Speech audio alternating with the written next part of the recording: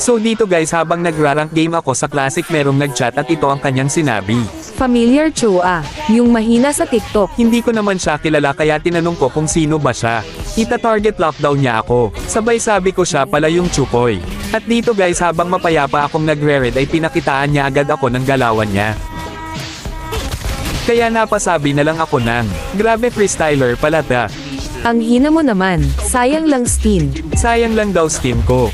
At dito ay papakitaan ko lang sana ng freestyle tong helper, ang kaso nakasunod agad siya kaya napitas din niya ako.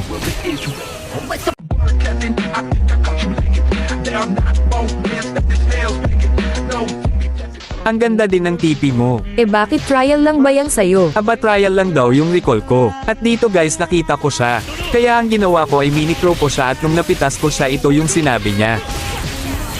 Ang lag yumay. Aba nag-reason agad siya. At so dito guys, papakitaan ko sana siya ng triple recall, ang kaso nagkamali ako pero napitas ko pa din naman siya.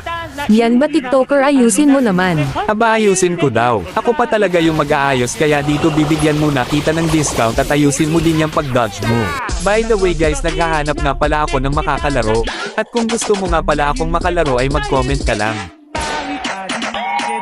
I-action na ba TikToker Chukoy? Ang sakit mo.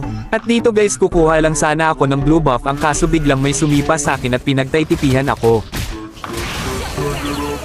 Nakakahalata na tong kalaban ko kasi tingnan nyo naman, winawan hit lang ako.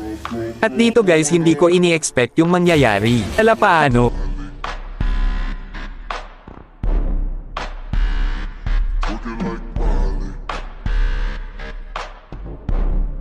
Masyado namang gaya-gaya tong nakalaban ko na ito.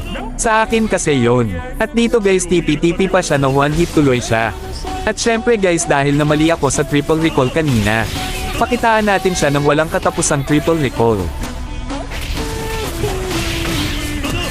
Siguro guys, sa mga oras na ito natatakot na siya sa mga galawan na ipinapakita ko sa kanya. Hindi niya ata alam na ako si Red Cho ang malakas pa sa mas malakas, at wala pang nakakatalo sa akin kahit isa. At tingnan nyo guys kung paano ko siya gawing lamok.